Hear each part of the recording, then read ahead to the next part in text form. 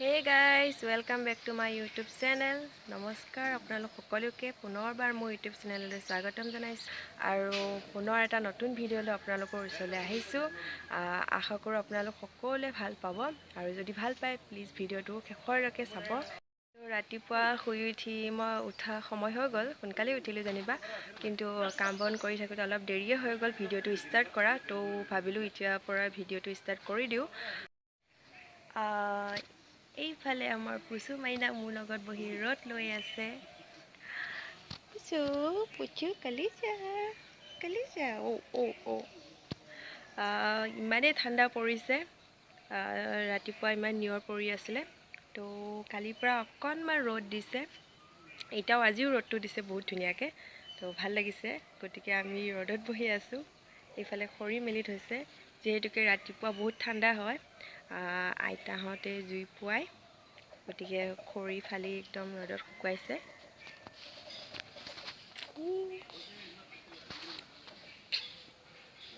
কি এইফালে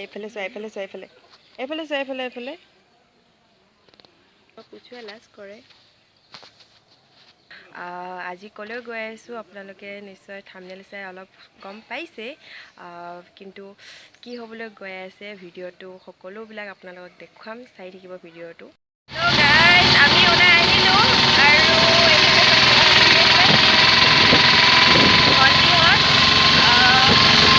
ঘৰত বনাবলৈ বেয়া হ'বলৈ বহুত দেৰি হৈ গ'ল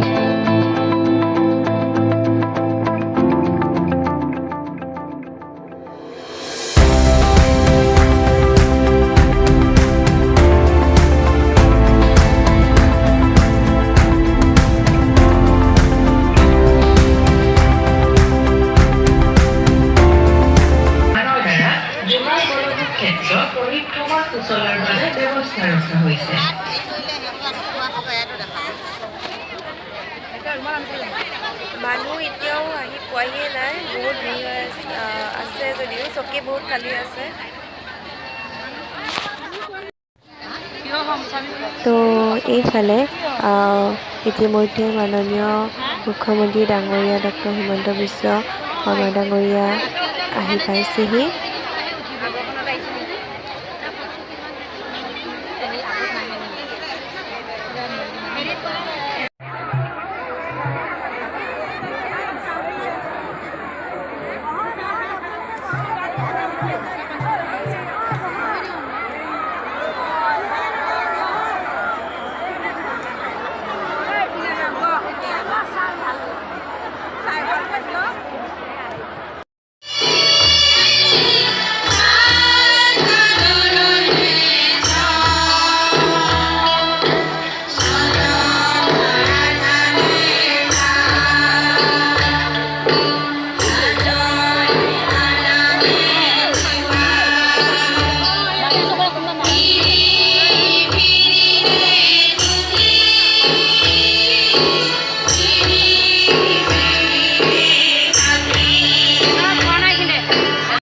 নাছলাং ডাঙৰীয়া, ভাৰতীয় জনতা পাৰ্টীৰ নগাঁও জিলা সমিতিৰ সভাপতি অভিজিৎ নাথ ডাঙৰীয়া, উপস্থিত ৰাইজ, আইসকল আৰু যুৱক যুৱতী বন্ধু বান্ধৱীসকল, শৌৰ্য, বীৰ্য আৰু পৰাক্ৰমেৰে অসমৰ ইতিহাস সমৃদ্ধ কৰা বীৰসকলৰ অন্যতম তিৱা জনগোষ্ঠীৰ ৰজা আছিল jungalbolohu।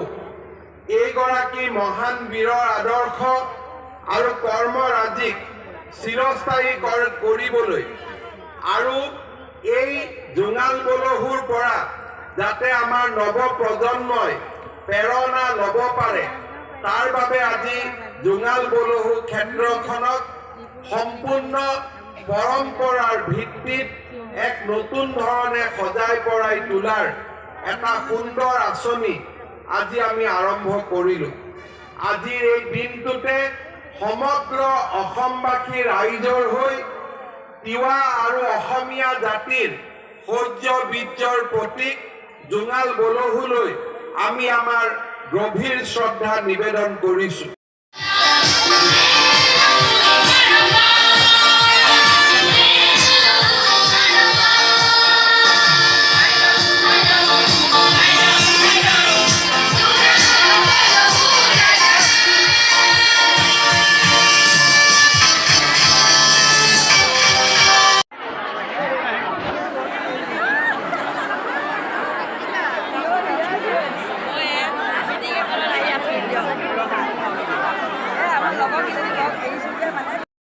এতিয়া আমাৰ মিটিং শেষ হৈ গ'ল।